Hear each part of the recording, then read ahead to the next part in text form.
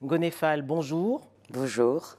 Depuis juillet 2018, de l'annonce officielle à Lagos par Emmanuel Macron de la saison Africa 2020, vous ne comptiez plus votre temps ni votre énergie pour faire de cette saison une vitrine de la richesse des savoirs multiples du continent. Quelle signification revêt pour vous la date du 30 septembre 2021 ? C'est une date symbolique, tout comme celle du 1er juin 2018, puisque j'ai commencé le chantier de cette saison le 1er juin 2018, et que la saison, tout comme moi, nous sommes arrêtés le 30 septembre 2021, au bout de 40 mois d'efforts ininterrompus.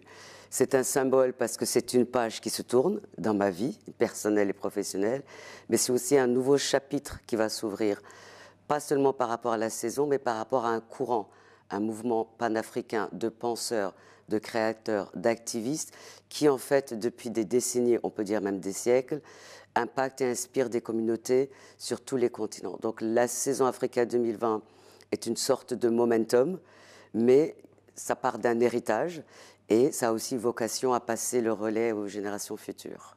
Alors, à cause du report pour cause de pandémie, la saison initialement prévue de juin à décembre 2020 s'est tenue de décembre 2020 à septembre 2021. 1500 événements ont été réalisés en partenariat avec des structures en France.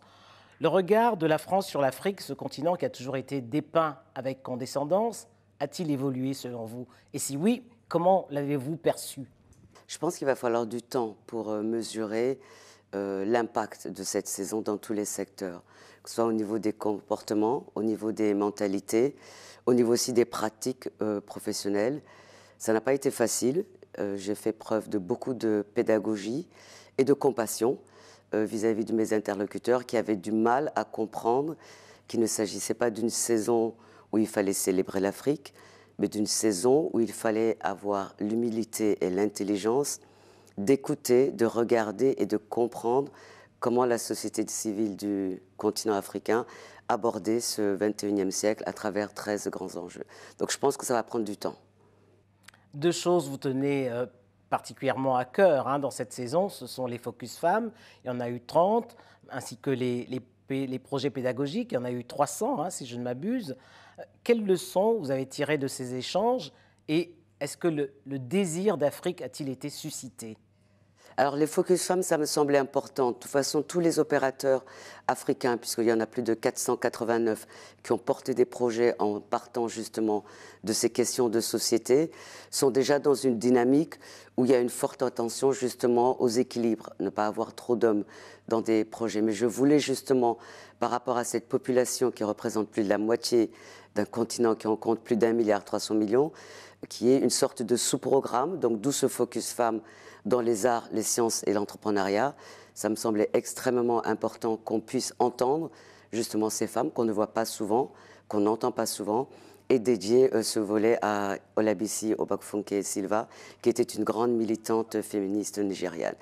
Le volet éducation, la saison, en fait, le point de départ de cette saison, c'est la diffusion des connaissances.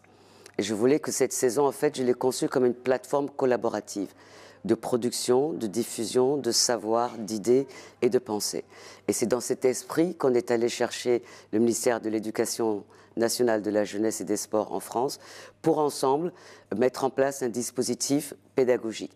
Donc il y a eu en effet plus de 350 projets portés par le ministère, avec des écoles de la maternelle au lycée, en comptant tous les lycées techniques, agricoles et les lycées, les filières classiques, mais également des établissements d'enseignement supérieur, que ce soit Sciences Po, le campus de Reims, l'école de mode du Perret à Paris, ou par exemple la Haute École des Arts du Rhin.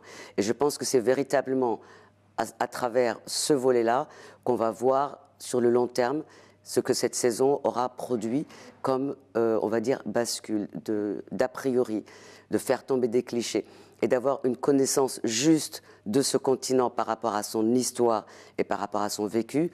Ça, c'est aussi le partenariat avec l'UNESCO à travers l'histoire générale de l'Afrique, dont les 11 volumes ont été transformés en outils pédagogiques, offerts symboliquement à la France. Et dans le cadre de la saison Africa 2020, avec le ministère et l'UNESCO, nous avons formé 150 professeurs des écoles et nous sommes en train de produire des fiches pédagogiques à travers un plan national de formation. Donc c'est enseigner l'Afrique par rapport à des outils validé par les Africains à travers l'Union africaine qui nous représente. Pour moi, ça, c'était un des aspects les plus importants pour aussi rappeler que cette saison n'est pas qu'un projet événementiel.